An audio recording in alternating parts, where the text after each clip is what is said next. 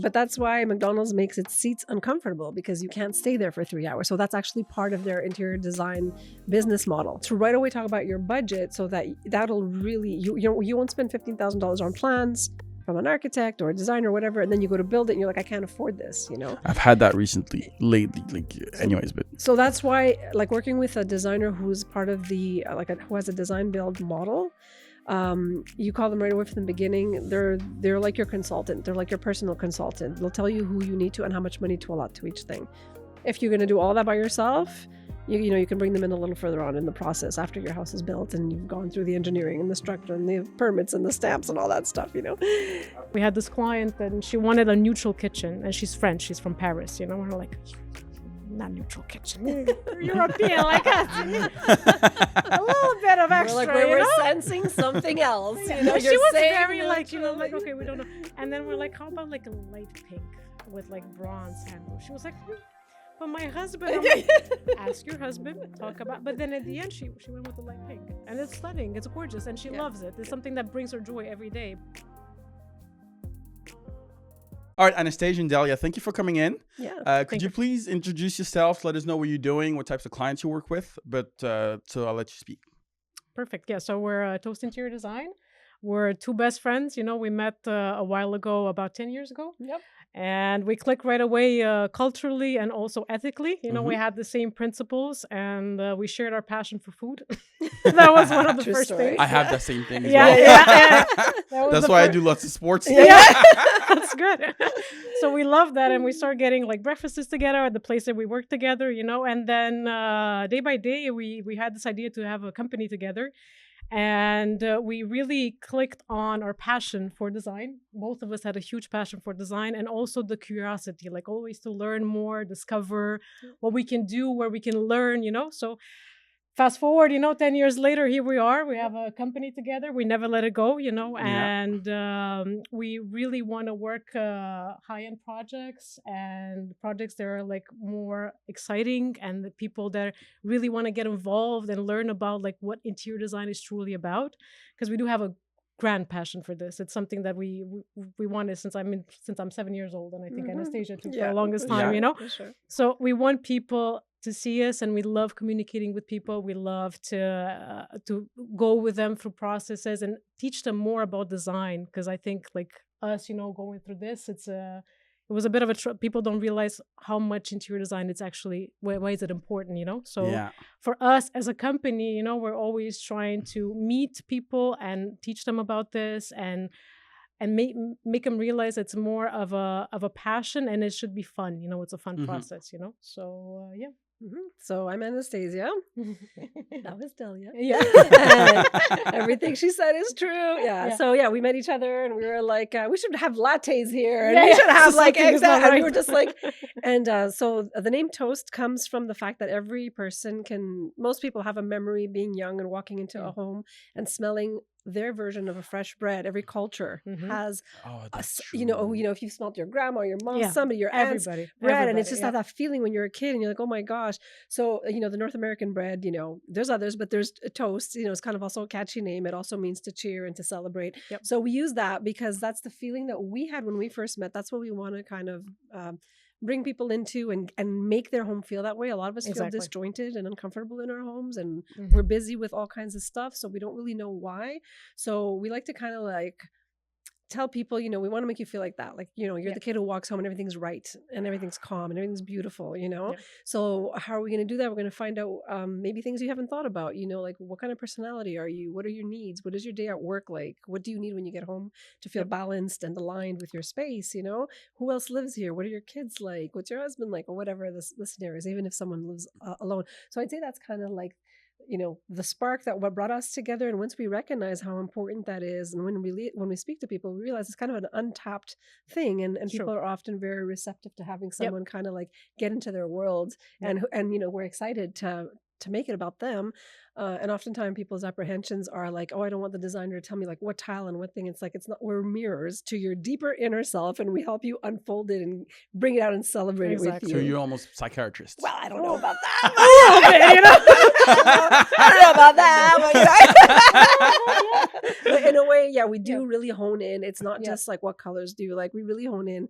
We really want people to feel happy. It's a service for us. It's like our mission, our deeper mission. Like we want people to be happy. It's like what we feel we can contribute in this world. So it's deep for us. You say it's your why, basically. Yeah, 100%.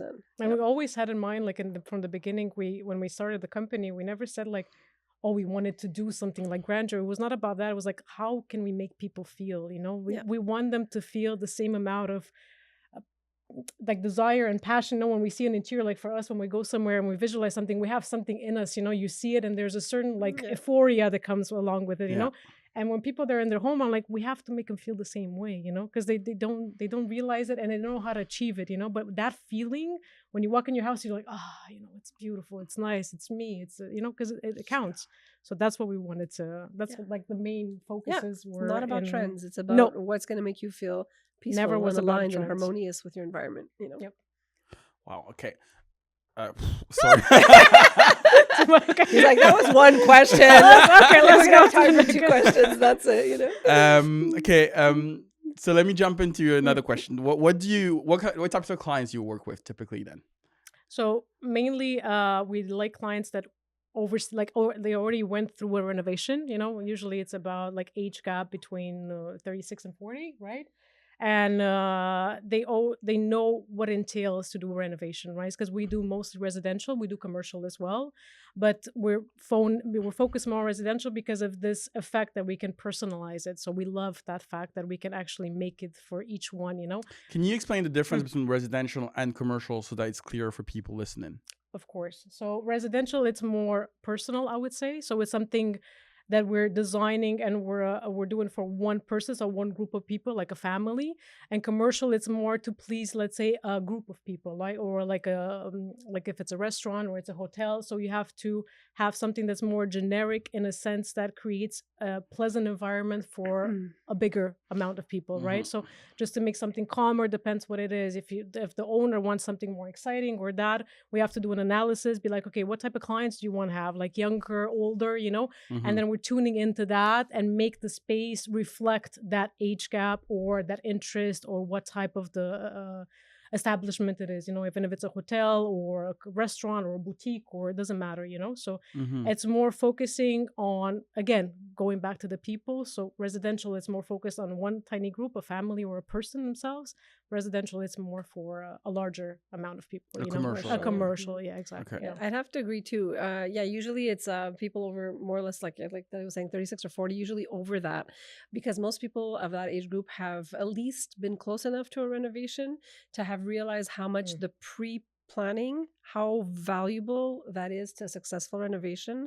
And when I mean successful, for us, it means that the person we're working with is actually going to sleep at night when they're, when we're going through this process. They're not going to be stressed. There's not going to be delays. If we said it's 3 weeks, it's 3 weeks. If it's 3 months, it's 3 months.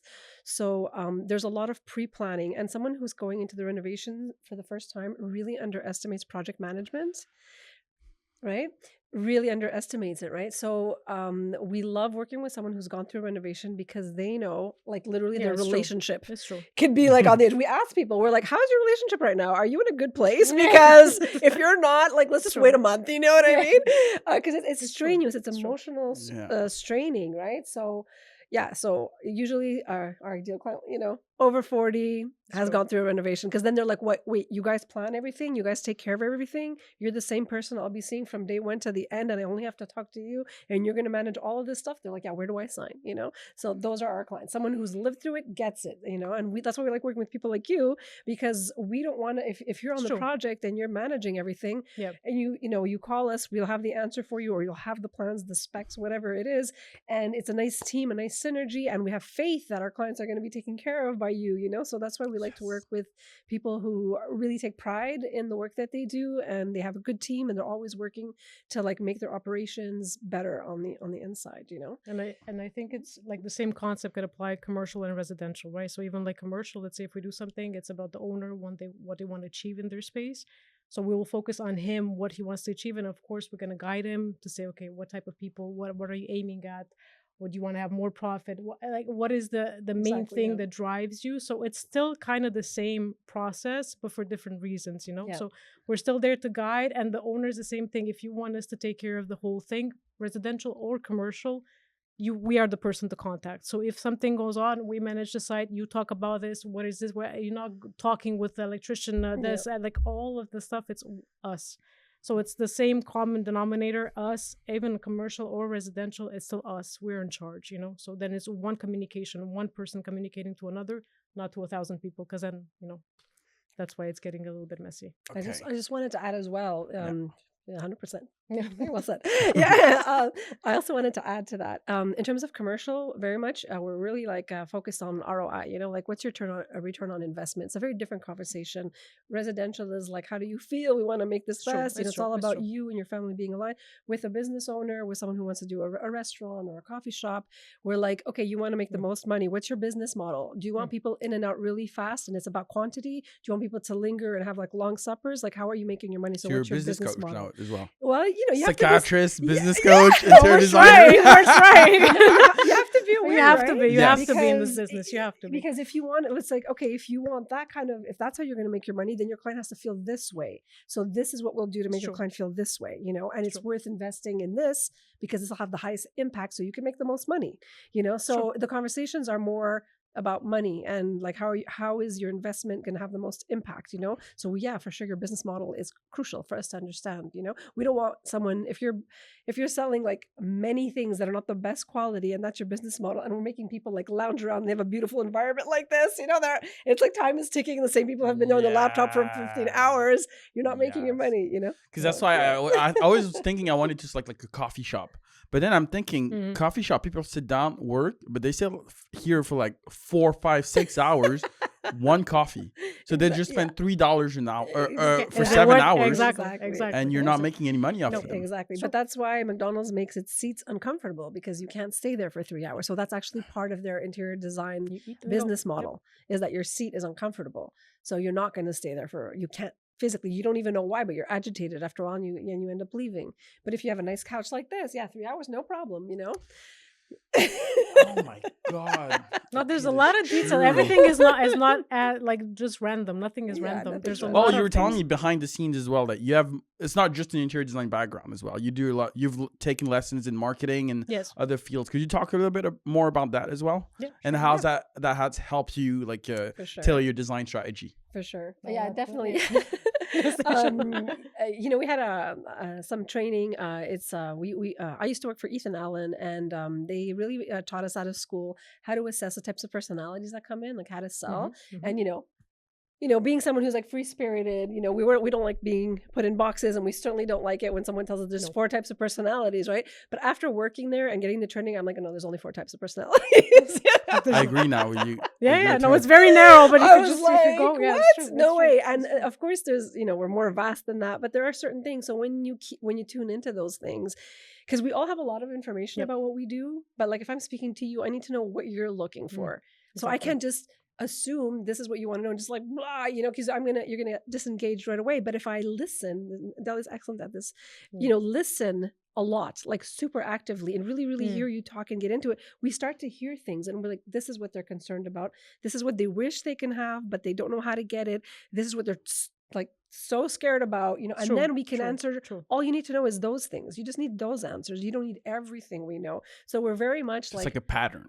Well, it's like it's more like tuning in to the person's apprehensions and there are real questions, but you have to listen so deeply to just give those right answers so that the person stays engaged, you know? Because like if you're worried about money, for example, on a project, and I'm telling you how beautiful it's going to look when you bring your family over and you're It's like, a mismatch. It's a mismatch. You You know? But if you don't care at all about money and you want to show your status by the type of couch that you have, you know, then it's a different conversation for you, you know? So we have to really be like, and people won't tell you right away. They won't say like, you know, I'm this and I want my parents to know I'm very successful. So the second they walk in, I don't give a shit how much it costs. I'm not going to say that to you, you know? So you have to be able to tune into people a lot and really bring out what it is and make them feel comfortable about it, you know? Okay. I understand. Yeah.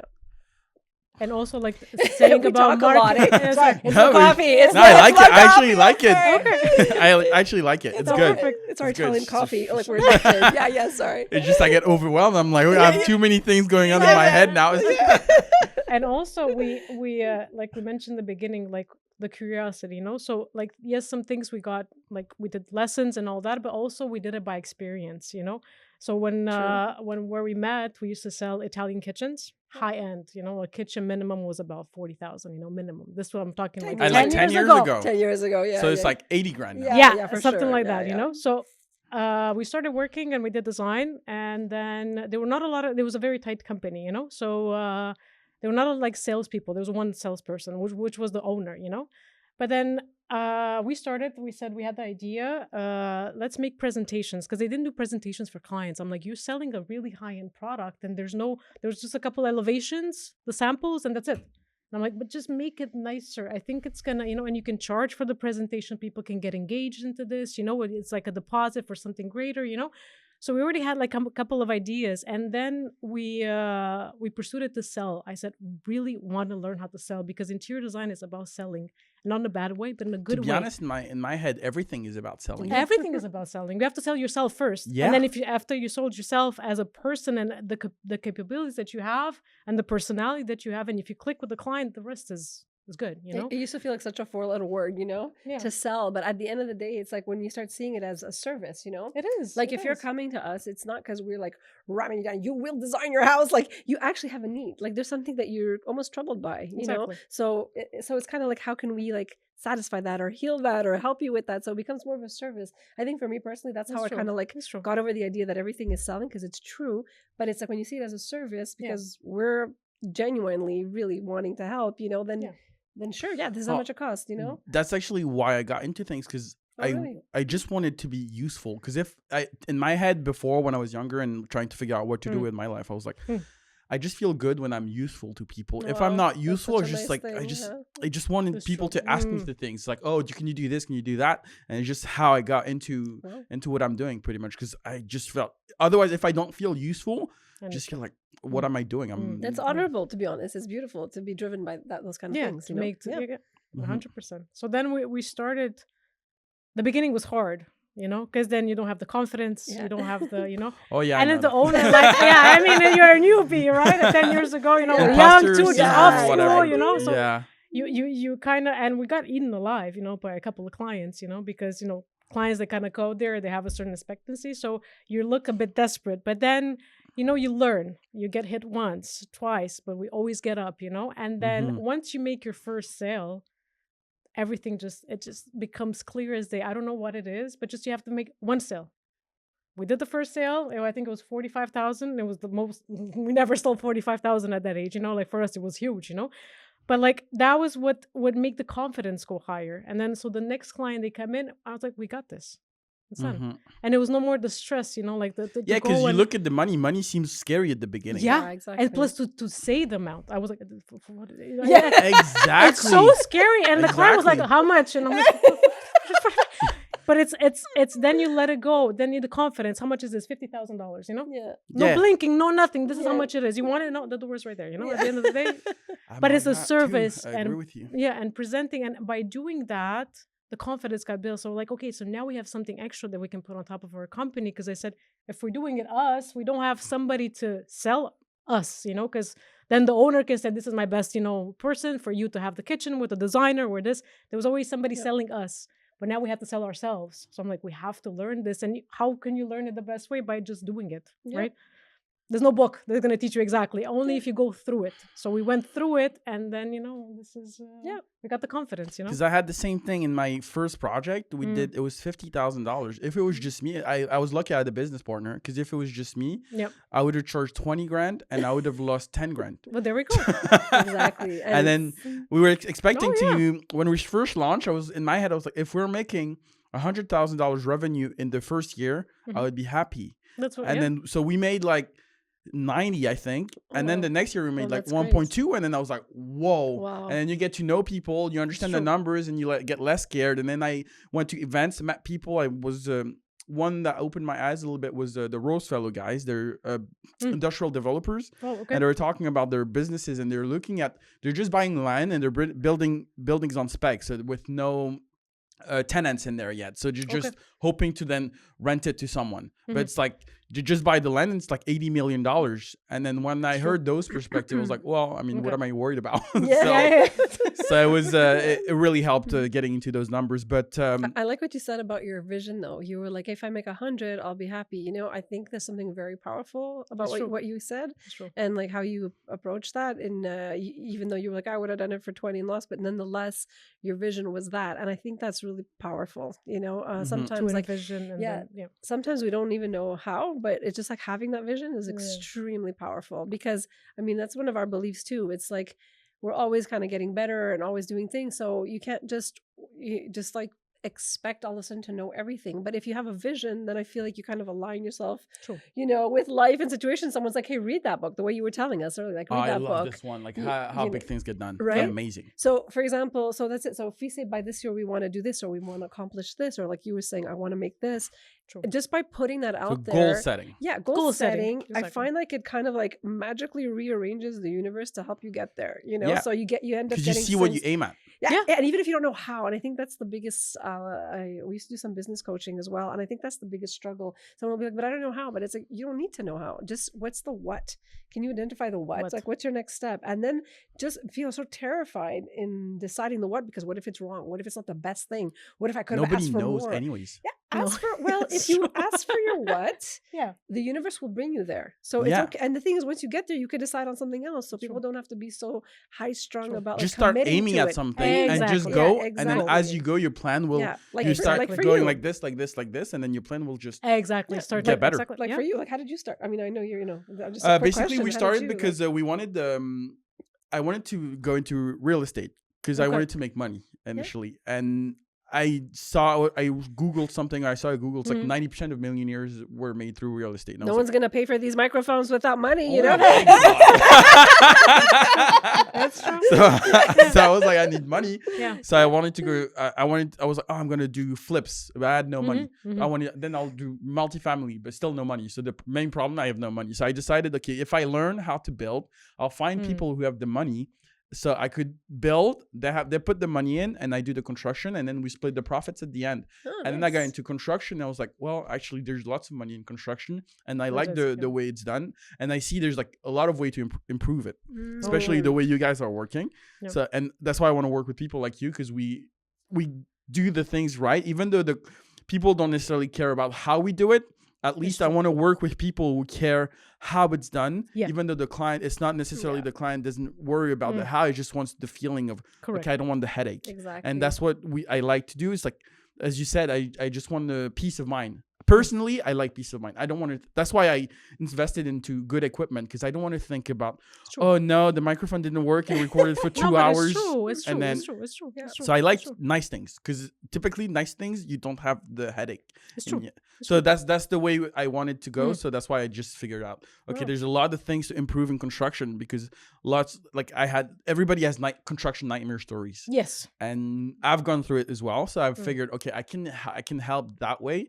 So that's how we got started into construction, pretty much. I love that. So not only like you had like the vision of what you want to do, but you were also like capable of seeing like what's missing or how things can get better. That's exactly. amazing. And then you Real you make mistake, and then you correct it, and then you make another mistake, and then you correct it, and then and then now it's just now that I feel that my system is really tailored to, I've made the mistake, cost me like maybe $10,000, $20,000. You make mistake that the money's gone, and you're like, where did it go? And It's true. anyways, it hurts, but It does. You learn fast. The more it hurts, the faster you learn. but yeah, long story short, I like working with people who understand, especially pre-construction. Yeah, it's so and important. that's why I like the types of clients you work with as well, because they've been through it and they've learned the lesson. Yeah. Yes, it's And true. they understand like you need project management. You need to pay for the project management. Yeah. Or if you want to do it, it'll take you a lot of time. Yeah. It'll take you a lot of stress. You'll have to talk with lots of people. Exactly. And yeah. so that's the reason why I like working with guys like you. And then What you touched on a point that for us is that we realize is like a big deal too, Yeah. is that that kind of pre-construction, Yes. that pre-construction That phase, is like it's very important. Yeah. so what is the important that is, pre-construction? Let's say I'm a residential client and I want to come to you. I have a renovation to do. What does the process look like? Like what happens when I come and see you? What do you do then? So what we tell clients, we have these like 4 circles which identify the steps. So the first thing is it's a needs assessment, kind of get into your business, we get all up into your mind and stuff and figure out what it is you want, what your styles are, what your needs, what your budget, timeline. The second is we develop plans. And then after those are approved, then we basically go into finishes. And then once those are approved, we order and then we start the construction. So it's a very simple 4 phase plan. We kind of like, that's top level, just so that it's like easily digestible and people understand that. They're like, okay, I get it. So first it's ideas and inspiration, and then we get to put it in your space, the ideas and the inspiration. And then we do the technical plans and the finishes, and then afterwards is the construction. So for them, it's easy to see all the steps, because once we get too much in details, clients sometimes they get lost. We lose them, like because they don't know exactly what. So even when we show them the plans, even when we present the plans, we go literally step by step. Like you're a bird, like looking down. This is your, you're looking down, you see your floor. This is the couch. And we go very detailed for them to.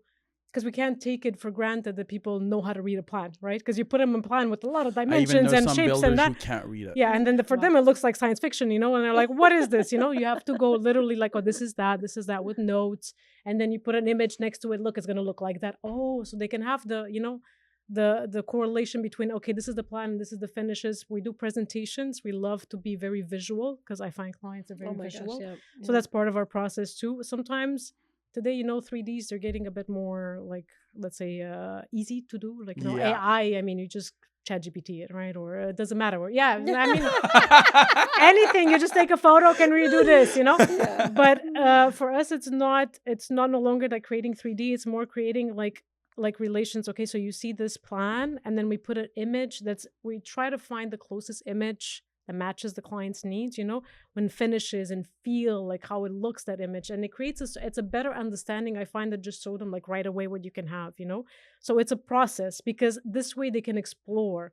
Because what we love to do with our clients, sometimes we push them a little bit further. So like, this is your style, but did you think about this? It's the same style, but a level higher, And some people, they're afraid to go and explore that because they're afraid to be judged. What, I don't know, my friends are going to say, what they're going to do, But like, that's why the first step, when we say we listen to you, we learn things about you, what you like, and then we try to push it a step higher, and we'll explain to you why we do that. And mostly the people that we did that with them, they go for it. They're kind of losing this fear of judgment, and because they trust us and they will guide them properly, they're not afraid anymore, We had this client and she wanted a neutral kitchen, and she's French, she's from Paris, We're like, not neutral kitchen. You're European like us. A little bit of extra. We're sensing something else. She was very like, okay, we don't know. And then we're like, how about like a light pink with like bronze handle? She was like, but my husband, I'm like, ask your husband, talk about. But then at the end, she went with the light pink, and it's stunning, it's gorgeous, and she loves it. It's something that brings her joy every day. But in the beginning, it was something neutral, like black and white. Yeah, like nothing. Like I say, if I sell the house, I'm like, if you sell the house, people, the aesthetic that you created, they will love it, because it looks homey. It looks something that's. So, and I said it's cabinets. At the end of the day, they can just change the facades. Yeah, they just repaint it. Repaint it. So don't always stress out about it. And don't think about too much the future when I sell. I'm like, how about now when you live in it? Like, are you gonna sacrifice that? How you feel now for when you're gonna sell it? You might die. Yeah, you never know. You're like, no, I mean, so live into the day and Let's and add that in our sales pitch. You know? What if you get hit? You know what I mean? Like, never know. Kitchen, you know? YOLO, you only live once. Carpe diem, you know what I mean? Just buy the pink kitchen, you know? But it's important, you know, to Yeah. like, and then clients, and we're not pushing it, you know? If a client would have said no, it's a no. Yeah. So like, we're not trying to impose. We're there to guide, but we always want to show the client there's another possibility, you know, like, and we know it's going to make you happy, you know. So even a lot of clients, they're a bit shy. And you know because you've listened at the beginning. Yeah, exactly. because we see, and we saw there's a little extravagant, because we see the images they like. So sometimes they show, but we saw a little shyness about the things that are a bit more like color wise, and this, like, she was a bit like, but I'm like, don't be afraid. Like, just your job as a client is to tell me, what do you like? Right? Like, this, I love this. It can be stuff that don't go together. Our job is to tell you how to put them together, right? So if you like this color or this couch or this, we're gonna guide you. Okay, this goes with this. If it doesn't go, there's an explanation. There's never like it doesn't go, you know? So it's always guidance. And by going through this and gaining trust, then the people, they're more relaxed to explore new ideas, new things, you know? So we always tell them, like, so even in the process, I think it's a huge part of our process is this, like, discover the client and try to push it a little bit further. And if they say no, it's a no. You know, there are people that are like, I want this. This is the colors. This is the exact couch. This is exact colors, the exact tile. No problem. Let's do it. It goes? Sure. But they're the clients, they want to explore, and we show them a bit more. They're like, oh, I never thought of that. You know, there's always this saying like, oh, this can go in my house. That's what we always or hear. the planning or how we envision it. They're like, I never thought in this space you can do that. So that's our job, is just to create possibilities in the spaces that they would never think about, and then still respecting their style and their wishes, you know, but just that little push over, you know.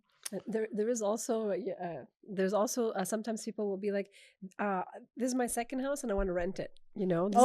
So we're renting it out. So we're renting this house out, you know. So in that case, what we'll do is, okay, maybe we won't do the pink kitchen there, because you're very clear about the fact that, or you're going to sell the house in the next, you know, within this year, or you're going to use it as a rental. So you want to make sure that certain material, you invest in the things that are more durable, like cabinetry is going to get used a lot.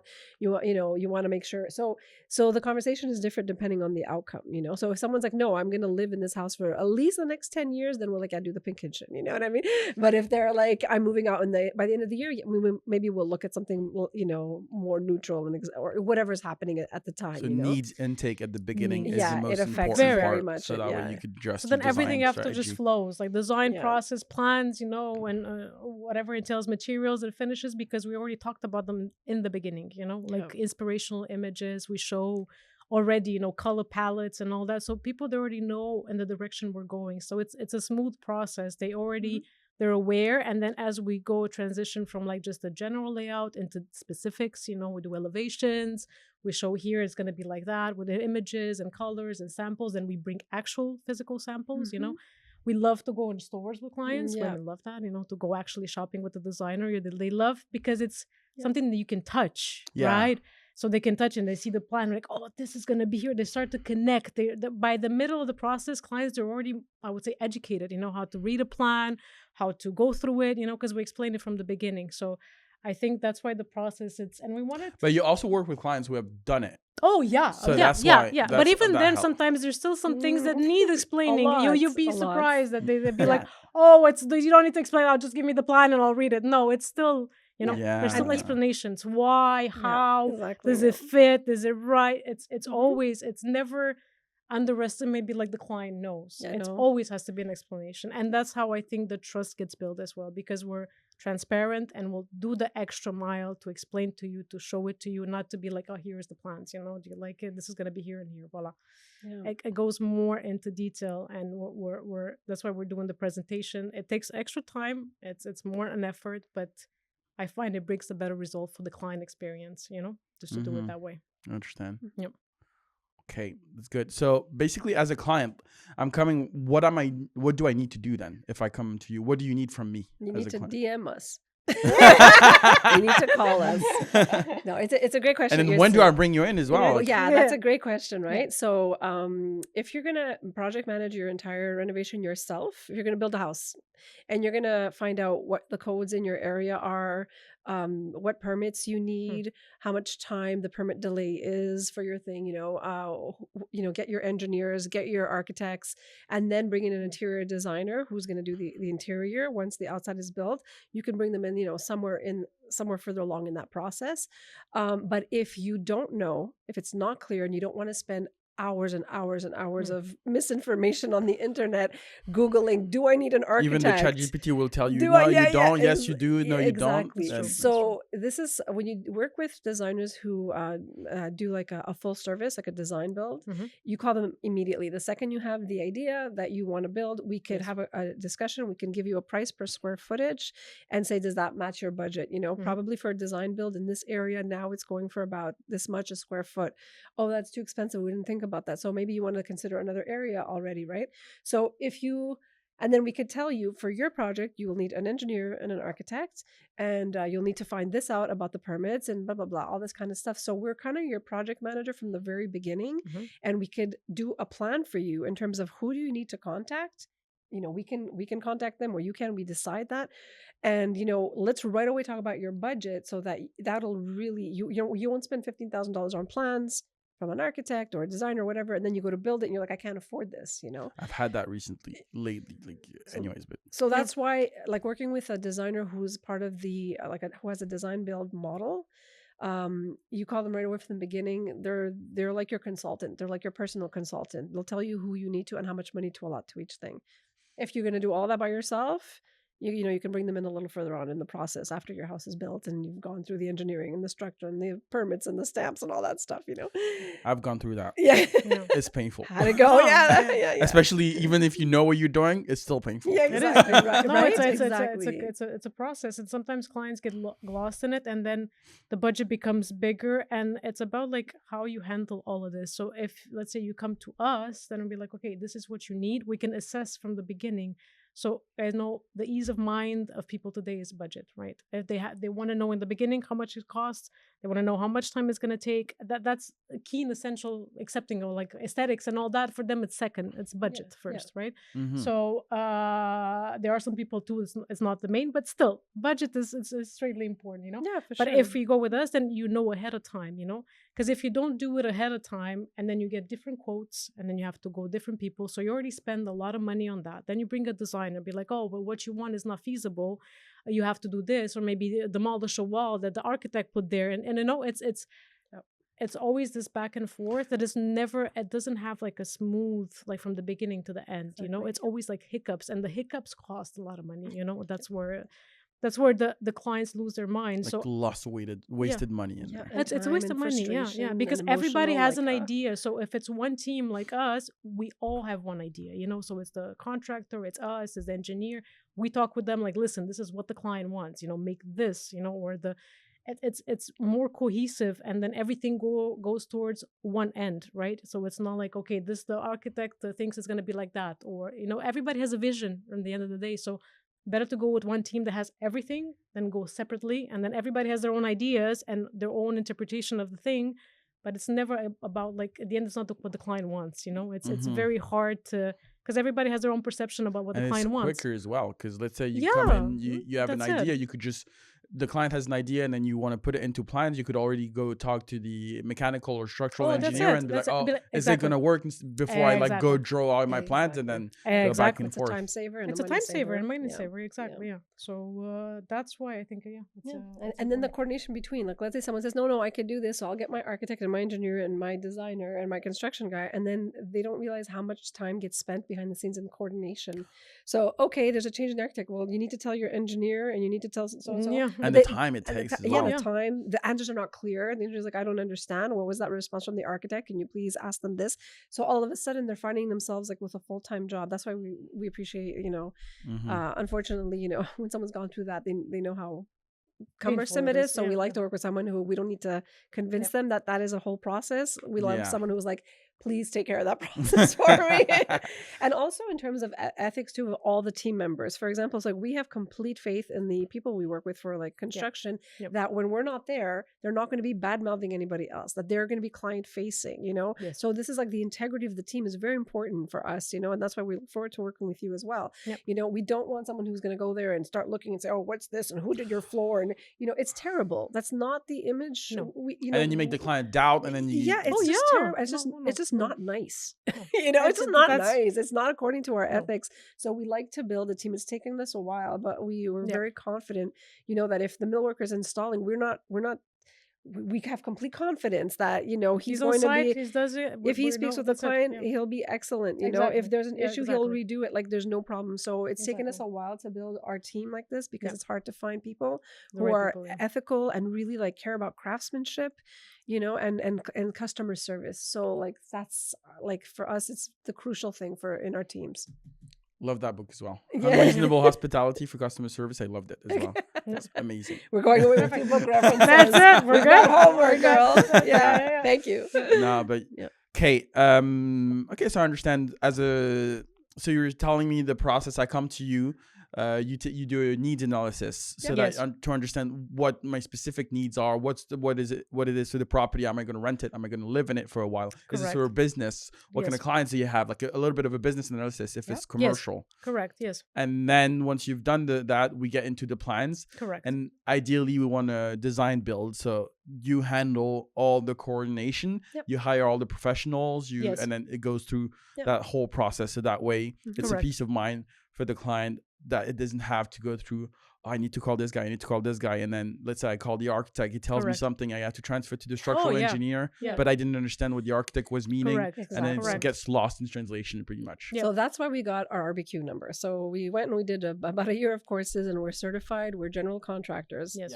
And that's why we worked in millwork as well, you know. So we feel like wherever we had a hole, you know, we've studied color, like we know why undertones don't work, and we explain to clients, even though those two grays look the same, one has a green undertone, one has a pink, it doesn't work, you know, it's going to be off. So wherever we felt we had a hole in our understanding, we just went for it, you know. So even you as a, you know, if you're, for example, we might not be handling the trades if we're working with somebody like you, because you're like, you know what, I got my team, I'm the general. Like, okay, so our coordination stops with you, and you manage your team. Exactly. If someone doesn't have that, you know, we can hire all of the trades as well. So depending on, you know, depending on the situation, but it's or we handle everything, or we work with people most often like you know, where you handle the construction part, and we are like really excellent at communicating all the procurement, the ordering, you know. Especially since you're in the business, you understand the terms, you understand the terminology, you understand like you can less information gets lost in translation. That's because we all speak the same language. Exactly. Yeah. And if you tell us, you know, you've got more experience, so if we're like, we think this is how this should be built, and you're like, actually, no, we need to do this. There's no ego thing. We're like, oh, fantastic. Okay, had no idea. How much is that going to cost? Let us ask the client. We're going to get our change order approved, and then you'll go ahead, you know? So it's, we're open-minded, because the project is king, you know? We recognize, like, we have our fortes, but we never actually built, like, you know, I never went like with the hammer and physically. Like, there's certain knowledge that we know. We tried. I don't know how that went. We DIY. We DIY a lot. We're artists. We DIY. We paint. It stops at the hammer, you know? But like, we love this, that we're not like I said, you have more knowledge, so we do have respect. Like every people in this domain has a certain knowledge that we don't have, right? You went to school for it.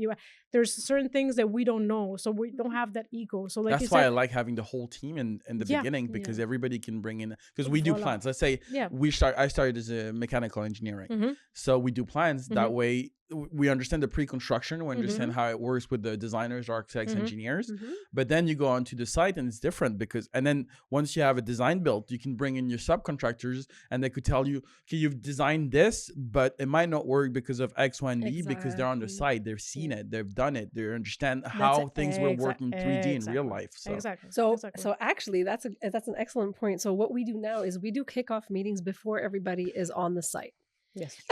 Not only for the client's sake. So we do two. We do one with all the trades, everybody there. That's what I want. So that you're going to tell us, guess what, girls? If you move this toilet like 2 inches over, probably, you're going to save about 1,500 because blah, blah, blah, blah, right? And each one has their own focus. Exactly. The plumber is going to focus on the plumbing and is going to exactly. see it. Is going to be like, I've done that before. Maybe that doesn't work. That doesn't work. Doesn't work. Stairs, everybody. So we gather that information. And then when we're presenting to the client, we have already done that. So you're not on site and you're installing. You're like, hey, by the way, girls, you could have saved $5,000 by doing this. Oh, well, better luck next time.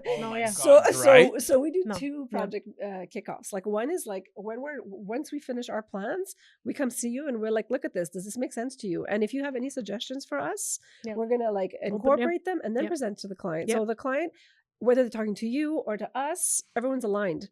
It's not they're going to talk to you and you're going to say, my God, why did the girls draw this on the plan? Like, this is dumb. You know what I mean? Like, we've had those conversations. So we're always client facing. They always know the team has communicated and we're giving you the best solution, not only in terms of aesthetics and flow and everything like that, but also visibility and budget and everything. So there's that. And then there's the kickoff team afterwards. Everybody gets a folder. It has their name on it, their address, the plans that are signed by the client, they're printed, all the specification sheets are there. The deliverables list with the active links are all there, and everyone has signed it, everyone has seen it. And then we say, how's the communication? It's going to be one point of contact. Everyone will go through Delia or through me, whoever the project manager is for that. For the project, and then I'll call you and I'll be, guess what? Blah, blah, blah. So you don't have the client calling you and freaking out, or the plumber on site. You don't have to deal with that too, so it's us. Yeah, it seems like you've had some lived experience. I don't see what you mean. The head nodding and the sweat is like, oh my God, it's not sweat. No, it's just head nodding. Especially because sometimes you have clients, it's difficult because they're not in the construction. It's difficult for them to visualize what their decision entails, and they rush you through a process, like rushing, especially through construction. That's where mistakes happens, because then you rush me for an estimate. You just want your answer, but I need time to figure out. And even had you left me, if you had left me a little bit more time to think about the issue, maybe I could have saved you $10,000 or $5,000 instead of rushing. That's why I like planning, because at least you're not on the site and being like, we could have done it that way, but we've already done it now. So do we break it down and redo it, and it costs $20,000 more? Or do we just leave it as is, and then we'll be bugged for the rest of our lives? And that's why working in collaboration is great, because we can advocate for you. For example, let's say it's your client and they reached out to you and you brought us in as designers, and they were, yeah, sure, we'd love designers on this. So if they'd be like, when's the estimate? It's been 2 weeks. Well, we could step in if you're busy, and we could explain why an accurate estimate is more crucial, because you'll be happy, and then after you're going to be complaining, but that's not the way we work. And if really time is an issue, maybe we're not the best team for you at the moment, because we won't rush this. So we kind of come in and control the situation for the best of the client. We're kind of like sobering to them, being like, yeah, we know you're rushing to do this. We can give you a very global estimate, but it's going to move. Yeah, we're not going to go ahead until we have some actual numbers for you. So if you work with us, you're going to have to follow this process, but you're going to be grateful for it in the end, And slow in planning, fast in execution. There you go. If you're slow in planning, it's almost, to me, planning is almost doing the project on paper when things can change.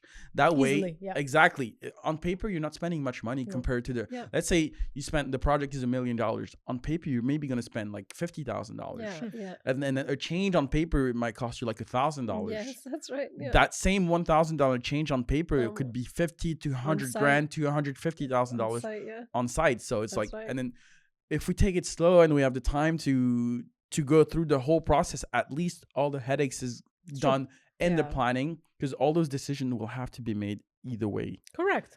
So that's why I like the planning. And very important, that's why I really I don't no longer work with clients who don't want to do plans. I've done it, and I've always ended up with issues. It's like, what are the biggest shockers for people when they don't do plans? How are the clients affected? Well, for example, we had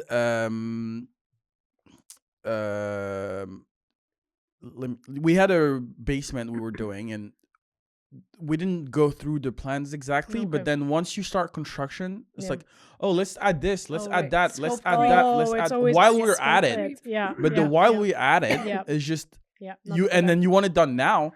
I don't have the time to give you a price. If I'm already on site, you want me to do it now. I don't have the right. time to give you a price. So I charge you by the hour, and then I look like a bad person because I charge you like 4 hours extra. But the 4 hours extra is because you asked me this. Yeah. And then it's difficult to also keep track of everything that's being done because it's not on plans. It's not written anywhere. Yeah, so you can't do a proper change order process where, you say this is the estimate, this is the it's very risk. hectic. If you don't do it, this is, the time delay if you do it. Or Exactly. you can't do it properly. You don't have the time to actually give them to set proper expectations. Yeah. Expectations aren't set properly. Yeah. And that's where you have conflict and it creates like a lot of conflicts, lots of headache. That's where the lawyers get involved. Oh my gosh. Yeah.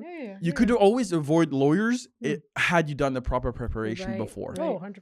And what about the reputation of construction, Because that's what, Oh my gosh, right? And to me, the main issue, the reason why construction is such a bad reputation is not because people are evil or it's not because contractors are evil. Because I find most of the time people have good intention. It's just at the end of the day, it's just not prepared well enough. Projects are not pre-planned properly. People underestimate the amount of hours it takes for project management, the back and forth. All that is like a big underestimate I found. So that's the reason why I really, really, really really push the pre-plan and the pre-project. And even like now I get lost into going too much details that clients don't really care about because it's not their business. Like it's my role to take care of that. But I like talking about all those details. The reason is I've made the mistake of not doing it in the past and I've paid for it. And that cost me like money. But a whole lot of money. Yeah, so. If the height is not written on somewhere, and then all of a sudden it doesn't make sense, right? There's like all kinds of stuff. Yeah, it's nice. It's nice to have this conversation with you, though. I mean, we knew we were aligned, but it's like even more so the more you talk. But let's say, for example, I had a project. It was the backing was not written properly on the plans. Just the backing. You don't. So you're nailing into the air and hoping that a shelf is not going to fall right? when a little baby sits on it. So it's like you're like, oh well, that wasn't easy, Exactly, and then you're like, oh no, the drywall isn't holding your shelf, your like 100-pound shelf properly. It's like no, it's not gonna hold it properly. It's like those, for example, the lights here. I had to find the studs because every time I'm scared, it's like I always shake it to make sure. To be sure that it's good. But it's like I had to find my studs, like drill into it to make sure. Because if you don't have backing, things are gonna fall. You don't realize that, and then it's like comes afterwards. Like we had to open. Then you have to open the wall. It's like consequence of not planning. Let's say you don't install backing behind the wall. The backing for the people watching would be your plywood behind the wall, so you have something solid to screw into. We didn't have that. Then if you forget that and you want to put something on the wall, you have to open your wall. You have to install your backing. You have to close your wall. You have to do the plaster. Plaster is like 24 hours. You put a coat, 24 hours. Another coat, 24 hours. Another coat, 24 hours. And what about the dust of plastering once your whole renovation's done, right? Exactly. Exactly. It's a huge so it's like and then you're bringing multiple people and they have a minimum charge each. They're not going to come here for like an hour. No. So they charge you for like 3-4 hours. Yeah, you have to pass it on to the client. Exactly. And this is why someone would like, why would we need a designer at the beginning of the process? This is a great example. For example, if you're going to do a built-in over here, well, it costs extra money to put in the proper backing, for example. So when you're estimating and, we give it to you and we're like, how much is this? You're like, oh, I see there's backing. The price is going to be affected. Exactly. Exactly. Because I have to take into account, I have to buy the plywood. I have to cut the plywood. I have to install the plywood. It's like multiple steps in behind that we don't see, or even why we would need you, for example, let's say it's a clinic. You need to be confidential in the clinic. So your wall composition will be different than it's just a normal wall. You'll need like to add stuff into it. So that's why we need you as well, because you give us the wall composition, you give us the height, so I know how much it's gonna cost, and then like we might have like if the walls are more than 8 feet, typically the drywall sheets come in 8 feet high. So I know I need more, but I'll have more waste, and then so it's like it helps a lot. And another mistake I've had in the planning was HVAC. People don't see it, so they underestimate it. But then, especially commercial, always an issue. Oh, commercial, and it's so expensive. HVAC is insanely expensive. I had a clinic. We had the issue of underestimating it, and then it cost like probably. We still had plans, but there was issues of like control temperature, and we didn't it was actually it was a bit of our mistake because we didn't take into account client needs properly. Okay. So we needed to improve our intake process, which we did. And now we had to fix the mistake. So we fixed the mistake, but then you come in and you have to make sure, it's too hot or it's too cold, or the thermostat is not at the right place. We need maybe 2 zones, 3 zones of control. So that was a mistake because the client just comes in and then it's like, oh, it's feeling too cold. And we have clients there. It's like a massage, not chiropractors. So you need comfort. Like you really do need it. Everybody needs it, but you don't think about it once you do it. We've seen some disasters with HVAC. Yeah, exact things like not being attached. People have come in and been like, oh, we're just gonna like open a hole here, so now you can hear what everybody else is saying in the clinic. It's like, oh my goodness gracious, yes, just a little extra pre-construction. Like one thing we had for a clinic is that we have to put our walls from top to bottom to the ceiling, because even though you have acoustic suspended ceiling, the sound just still goes through from room to room. So we had to put the wall from floor to ceiling. If we hadn't not spotted that during the planning process, then you have 9 feet of walls, but the ceiling is 13 feet high. So you just had like 4 feet of drywall and then studs and everything. It's like another change order that the client hasn't planned for. And so much, and it's not people just hear each other and oh my gosh. Yeah, we've all lived through this. Experiences like that. Like that's what we So what kind of mistakes have you seen for yourself, even in planning? Like what kind of mistakes do you see client typically make? I think at the beginning, especially when we're working for other people, is what we see that's kind of our superpower too, is that we've worked for so many people. We've done high-rise condos from scratch. We've been on the elevators when they're like, oh, the wind might blow it down, so wait a bit. Like we've like bribed the guys with the trucks and the coffee with coffee being like, I know the painter says he's before me, but he's not. Like, wait a sec. So like we've gone through it all, and we've learned mostly from those kind of jobs that we've had. People just something simple like not measuring twice. My God, right? You took preliminary things, you built your plans, boom, ready to go. Then not going back and being like, was something off for me that day? Was my laser thing wasn't? Or did, someone who gave, and making sure everybody's accountable for their thing. If the mill worker's like, so you're sure that's what it is? I'm like, no, but you also come, because if you make a mistake on that, it's not going to be on me. It's going to be on you. We're going to work as a team. But so just simple things like remeasuring again, keeping the client informed of everything. Always being transparent. We're very keen on that. If it's a hiccup, the client is going to know, but he's going to know the solution as well. Sometimes people will be this is what happened, but here's the solution. So the client is assured, there was a hiccup, but we're on it, So it's. I don't like to come in with a problem and not have a solution. Like, oh, we have a problem, and because the person is going to be like, yeah, but how do you fix it? Exactly. So why not just and how much is it figure it out? Exactly. And what's the time? But the client will know. So trouble, the solution, money, approved. Sure. Yeah, because sometimes people will be like, listen, I'm on the roof. I saw this. For sure you're going to want to change it. I'm just going to rip it out and then tell you that it's another $3,000. But we're like, no, come down off the roof. Tell Delia that. We're going to do a proper change order, which the clients know about from the beginning when everything is peachy. We're like, if something comes up, this is how we deal with it. You're going to get a change order. It's going to describe the problem. You're going to get pictures. You're going to get an estimate of how much it is.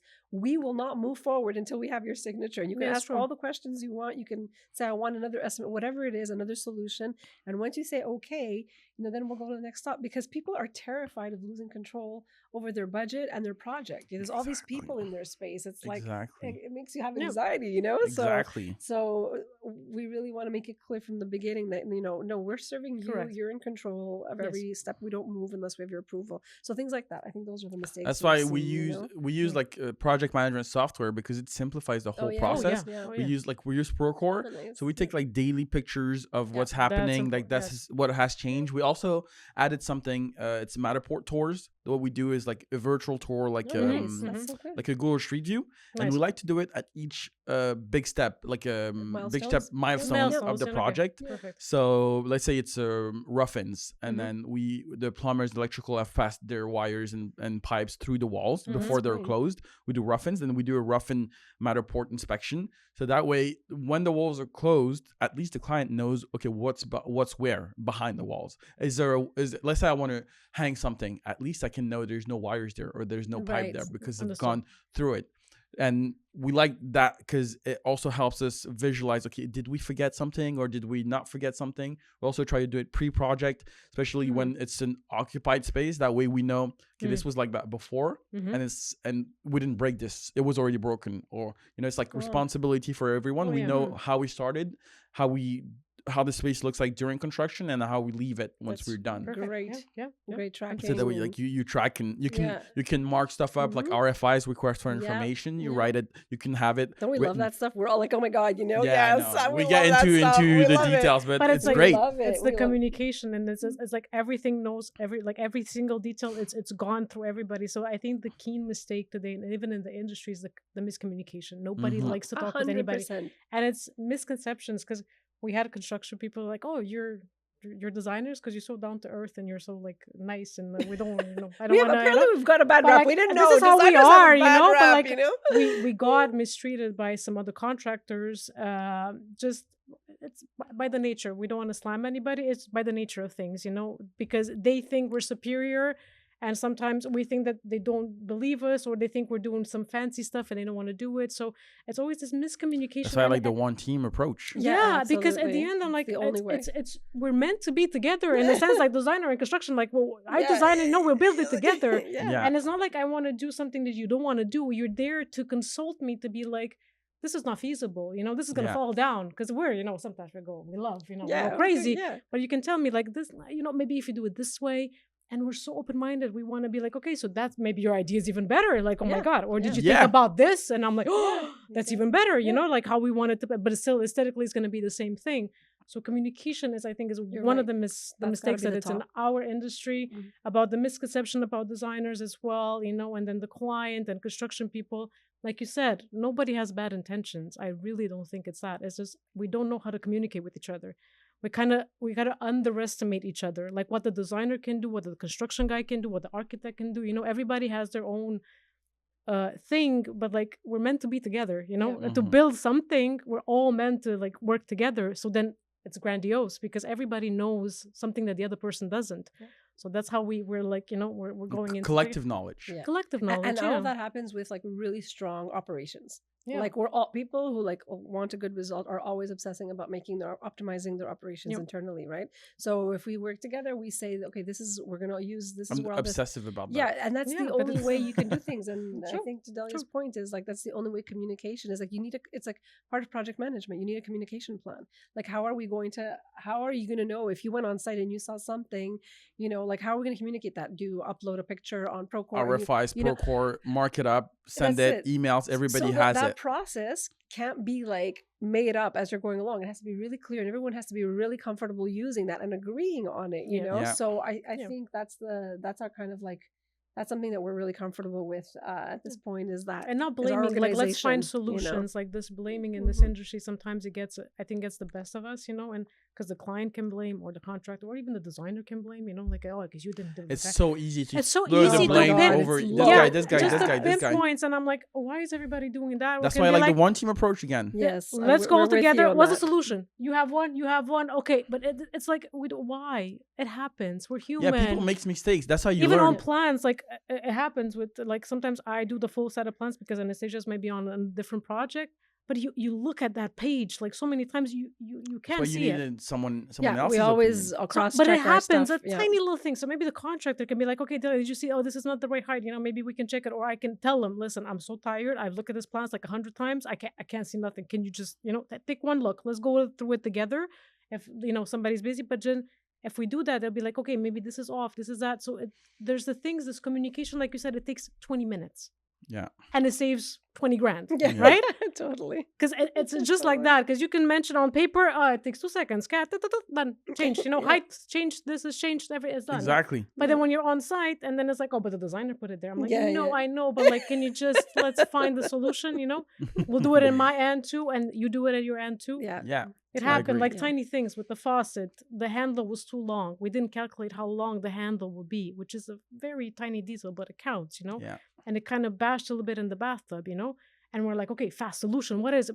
Let's change the handle, right? The faucet, everything was okay. The handle, call, But the communication with the contractor we're working was very smooth. Yeah. It's like, this is what it is. Do you guys know a little bit what you want to do? And I'm like, yeah, sure. I already contacted the person. I already did. It's like, perfect, good to go. If not, I have a couple ideas as well. So it was smooth, and the client knew, but he said it's okay. You know what I mean? The client was just, because I told him the solutions right away. Look, this happened, we didn't anticipate this tiny thing, like how long the handle was. It's a very tiny detail, but still it mashes, it doesn't go, But here are the solutions, A, B, C, D. The contract is on it, I'm on it. Look, I contacted these people, and the client was like, sure, pas de problème. Même si après, that's no problem, we can do it after, it's fine. So there was this confidence that we established from the beginning, and that's because there was a hiccup, It was nice because we worked as a team. There was no blame. We try to find the solution properly. The client is aware, but everything went smoothly. Nobody's pissed. Nobody's agitated. Nobody's, there we go. Yeah. Because it happens. Sorry. It happens regardless of how many things were human. It happens. A mistake will happen regardless. Or there's a surprise behind the wall. Or you never know. How you manage it, how you communicate it, main thing. Yep. Well, there's another thing about communication, because budget is extremely important. Oh, sure. And the way we show that, we have, again, in Procore that we use, we have, so there's different layers. We have the prime contract with the client. Let's say if it's a design build, and we're the general contractor, we're the point of contact with the client. Sure. So we would have a prime contract with the client. So that would be prime contract with the client. So client is there, has a contract with us as the general contractors, and underneath there we have commitments with the subcontractors and the professionals as well. And then for change orders, all the change orders, even internal change orders, are tracked. So basically, let's say there's an extra, because we had one in a project, we had the suspended ceiling, but that was going through a glass window, so we had to do a retombé so that the suspended ceiling has somewhere to land. That was an extra because the designers forgot to put it in the plans, but it was like we had to pay for it, so we had to extra. But what we do is then my subcontractor charged me a change order that I enter in my Procore. Subcontractor has the change order. I move it up. Then I send a change order to the client, so that way everybody has their document in order. They can track it, and in the change order package, it's like, okay, this was the beginning of the project. This was the initial budget. Then this is the change order amount. This is the amount with all the other change orders. So now we were at 110. Now we are 130,000 because of all the previous change orders. And with that one, we might be at 140. So that way, everybody has an idea of where did we start, what has changed already, exactly, like how much extra. So you don't have scope creep. You can check your budget. It makes sense. And then you finish it at 140. At least you know this is what is coming. And then we also like to have a schedule with milestone and payments, so that way clients know, okay, this is when we're going to have to have money out. Like this is when the money is supposed to come out. This is the date. Plan for at least $40,000. Exactly. Plan for at least like $100,000 to come out, because this is when we'll be done with X, Y, and Z. That's actually that's what we do. Sometimes we even write if someone's going to get a renovation loan from their banks, we also write them a letter. Depending on which bank it is, we kind of like use different wording, and we do that. We are like, this is the payment schedule, this is their scope. If you have any questions, this is what we're anticipating. And it's very helpful. Clients really appreciate things like that. They don't expect it from their designer, for example. The reason also why I'm doing this podcast is so I meet like different people in the industry. And this morning I had a meeting with a banker, and that helps me get the vision of, okay, the clients, that's how they get their money, because they need the invoice to get their money, and then the bank will just give them draws. So 5 draws for the project at $50,000, $100,000. Correct. So at least I understand the other side of the coin, like how the client gets his money, how the client finances the project, where's the money coming from, why can't we afford this extra. So I can focus on, okay, we need to make sure this works properly. And that's why I'm insistent on the pre-project, because changing the thing on the plan, like spend the money on the plans, spend it on the pre-construction. That's really it'll save you so much money and headaches that you'll sleep at night if you have the plans proper. If you don't, it's like then you start building and you're like so stressed out. It's scary. You're worried. You have headaches. Out of control. It's like a wild horse. Exactly. It's so difficult. And even for your builders, you're gonna end up with a fouled relationship with your construction team, of course, because they are giving you extras, Yeah. but it's not their fault. Like they're not going to pay for it. Yeah. It's your project. It's It's true. like It's true. Not to mention the coordination. Like exactly. all They that don't stuff. they don't know what's coming out. They don't like. Let's say doors takes a while to come in. Yeah. You have Oh, yeah. flooring that takes a while. Windows, yeah. Long lead yeah. items. Oh, If they work exactly. with That's you, it. at least you can tell them. Yeah. For example, That's that what we do on our deliverables list. I'm sorry to no, go ahead. But yeah, on our deliverables list, that's what we do. We highlight the long deliverables items, and we order those first. And that's kind of like how we make our schedule backwards. So Mhm. people are like, "How long is it going to take?" We show them. Well, here's everything that we're going to order. This is the lead time. Yes. So what we like to do is we go backwards. Someone's like, "How long is the project?" It's like, "Okay, when do you want your project to happen?" So then we walk them backwards. Well, like for your project to happen on this date, then 3 weeks before we need to have selected. We need to have ordered everything. You go back, your finishes would have had to finish here. Your plan would have had to be approved here. Your elevations would have had to be approved here. So basically, if we're in the elevations and they're taking a little bit longer, we're like, okay, just so you know, that means that your project is going to be delayed by about a month at the end, if this, because now we're going to miss the milestone that we had set. So they know right away. It's not just this like free for all in a way, so Everything sometimes has it makes them make consequences. decisions, like more conscientiously in a way. So that's something that's really important for us too, Mm-hmm. Yeah. All right. Yeah. Okay. Well, to conclude, could you remind us again what kind of clients you work with, and then where they could find you? Well, our clients are the best clients. We just naturally we just naturally gravitate towards amazing people. Yeah, So it's true. if you're an amazing, awesome person, Then you're who the client wants for us. beautiful Yeah. design, you're scared, and you don't want to make mistakes, but you have like a dream about having a beautiful True, space that true. makes you and your family feel fantastic. If you've been through a renovation and you know the power of everything we've been talking about, which is organization and communication, you don't want to deal with it, but you want to be completely aware. And you want budget conscious people, then you're probably our client, and we're probably going to end up going out for coffee many times after the project is done. Yes. Because Yes. those are the relationships we Yes. have with our clients. It's true. They're like, when it's done, they're like, so that's it? You're not coming over anymore? We're like, well, it's done now, But yeah, we can go for a second set or whatever, So that's how we like to leave the situation, happy and with a toast. A little cheers behind all of at the the end. Toast into your design. That's it. So those are pretty much our clients. All right. And then where could we find you? You can DM us. You can look up Toast Interior Design online on our website, and you can have, our phone number is there. We have an Instagram account as well. So just or actually, we're going to be at the Expo d'Habitat in Brossard, April 10th to 12th. So if you want to come and meet us in person, and talk about your project, we would love to see you there as well. All right, perfect. Thank you guys for coming in. Thank you so Appreciate much. it. Thank you Amazing. for having us. Yeah, thanks.